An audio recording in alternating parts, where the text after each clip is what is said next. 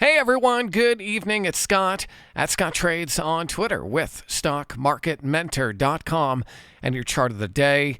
Want to take a look at Tesla. This is ticker TSLA.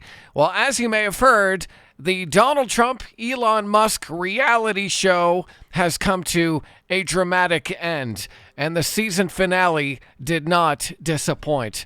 And we definitely saw a lot of fireworks on Twitter X, and we saw some big selling here on Tesla, with Tesla breaking down under the 21-day, closing under the 200-day, and closing under the 50-day for one of its worst down days in the stock's history.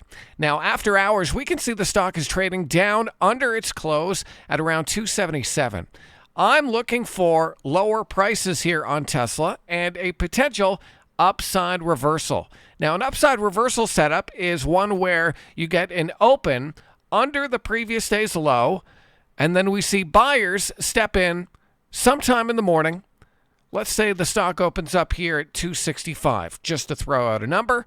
So we see the stock open lower, and then we want to see the stock go up and take out the previous day's low. And then you want to use the initial low of the day as your stop loss. And then you're just kind of riding this to glory as long as the ride lasts.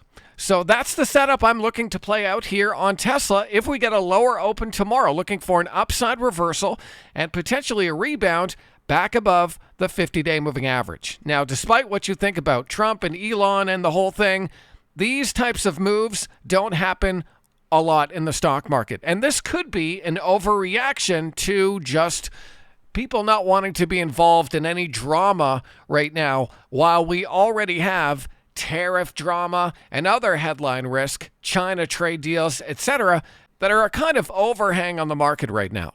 So maybe we're seeing an overreaction, and I want to see if this stock can bounce tomorrow. It's one we're watching tomorrow over at StockMarketMentor.com. I hope this is helpful. I'll see you next time.